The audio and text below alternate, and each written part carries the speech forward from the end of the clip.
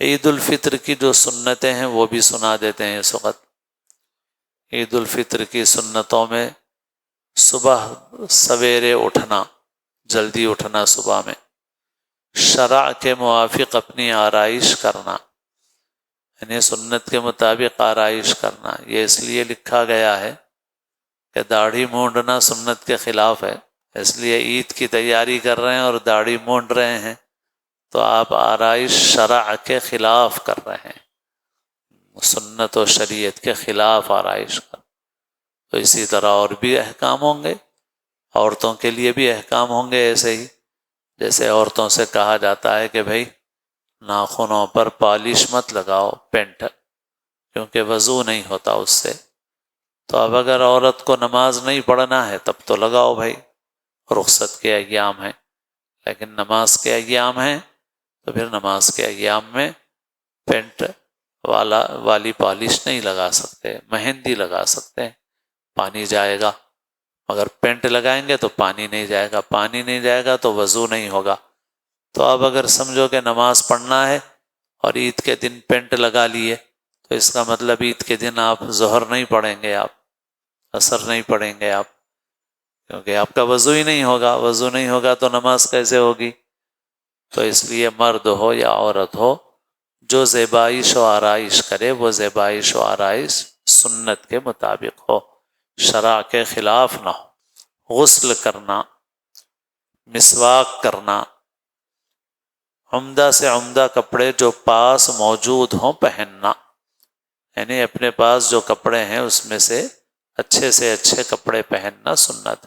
خوشبو لگانا، عیدگاہ جانے سے پہلے کوئی میٹھی چیز جیسے کھجور وغیرہ کھانا، ہاں عید الفطر میں سنت ہے یہ، عید الفطر میں یہ سنت ہے کہ عید کی نماز کو جانے سے پہلے کوئی میٹھی چیز جیسے کھجور وغیرہ کھا لو، 3 کھجور کھا لیے، 5 کھجور کھا لیے۔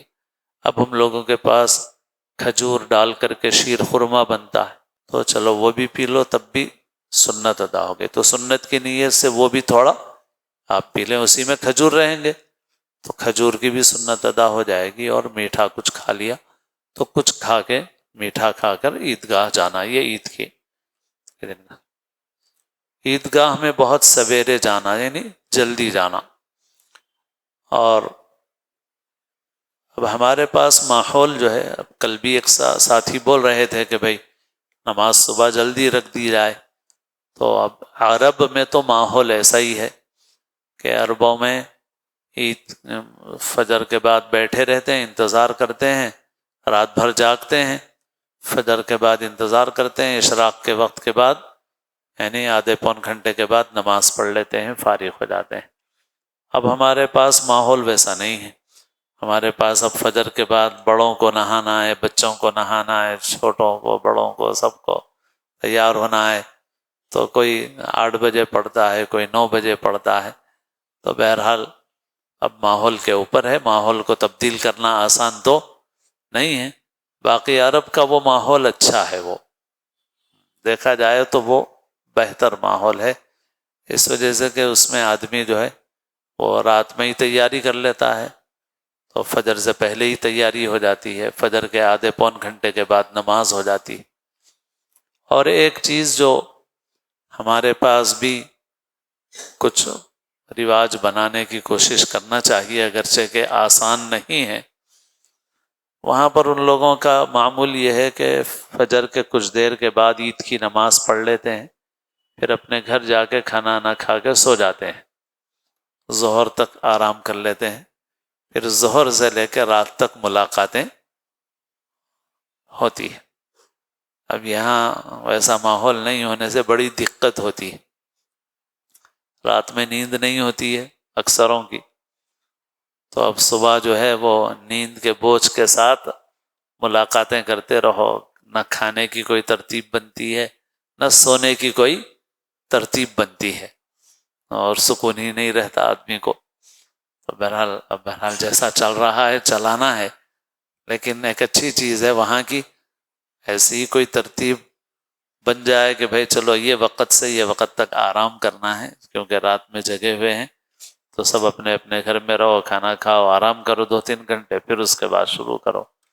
تو بہرحال اچھی چیز ہے وہ، لیکن یہاں پر ماحول بنانا آسان نہیں ہے. بہرحال عیدگاہ جلدی جانا، عیدگاہ جانے سے پہلے صدقہ فطر دے دینا، عید کی نماز عیدگاہ میں جا کر پڑھنا، شہر کی مسجد میں بلا عذر نہ پڑھنا، جس راستے سے جائے اس کے سوا دوسرے راستے سے واپس آنا، یہ بھی سنت ہے، اور پیدل جانا یہ بھی سنت ہے. تو اس وجہ سے جو نوجوان ہیں، صحت مند لوگ ہیں، پیدل جا سکتے ہیں، ان کو پیدل جانا چاہیے. عید کی نماز میں بھی سنت ہے، جمعہ میں بھی سنت ہے، 5 وقتہ نمازوں میں بھی سنت ہے پیدل جانا. فائدے بھی ہیں اس کے، صحت کا فائدہ بھی ہے، پارکنگ کا بھی مسئلہ حل ہو جاتا ہے ایک حد تک. تو لیکن عادت اب گاڑیوں کی بہت ہو گئی ہے. بہرحال کوشش کریں کہ اس سنت پہ عمل کر لیں، بالخصوص نوجوان صحت مند لوگ، کہ بھئی پیدل جائیں، ایک راستے سے جائیں دوسرے راستے سے واپس آئیں. اور راستے میں تکبیر پڑھتے ہوئے جانا، اللہ اکبر اللہ اکبر، لا الہ الا اللہ واللہ اکبر اللہ اکبر وللہ الحمد. تو یہ تکبیر پڑھتے ہوئے جائیں. تو یہ عید کی سنتیں ہیں جو بتا دی گئی ہیں. اللہ تعالی ہم سب کو توفیق عمل نصیب فرمائے.